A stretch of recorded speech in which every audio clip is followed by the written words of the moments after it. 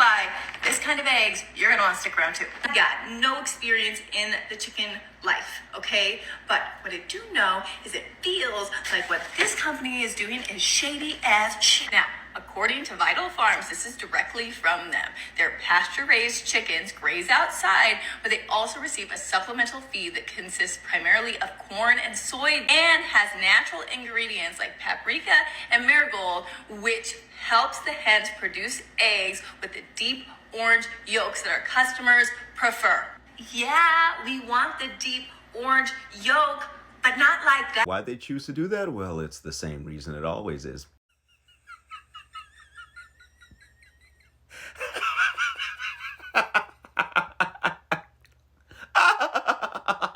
Vital Farms bosses are BlackRock, Vanguard, Amazon, Goldman, Morgan Stanley. Of course, they're going to lie to you. Taken all together, these guys own over 25% of the company. And that's part of the hustle, right? Between the pretty hens on pasture and the orange egg yolks, nobody bothered to ask, is Vital Farms a publicly traded corporation whose ownership is 100% institutional investors? So I guess Vital Farms is going through it. As a farmer, as a food sovereignty advocate, as someone who believes people should be able to eat regeneratively produced eggs without having to pay 2 or 3 times the price, I do not believe in just telling people what they want to hear and giving them everything they claim to want. All that is economic populism masquerading as regenerative agriculture.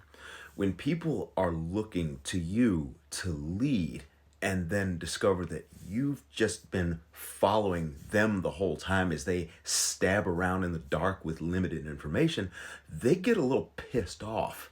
They just made a checklist of all the things that consumers claim to want out of their eggs. They want pictures and videos of hens on pasture, check. They want orange egg yolks, check. They want non-GMO feeds, check. Vital Farms declined to have a nuanced conversation about why egg yolks look the way they look. They declined to have the extraordinarily difficult conversation about GMO feeds because it would cost them customers in the short term. Vital Farms declined to have the hard conversation of what happens to the hens when they're no longer in their egg-laying prime. People gave Vital Farms a chance to lead, and it chose to manipulate them instead. Because that's what happens when you're accountable to people who only care about maximizing the amount of money they can make the next quarter. Now, where does this leave frustrated consumers who are trying to just figure out, where do I buy freaking good food? For the love of God, I feel lost in the woods. And for that, you can blame farmers.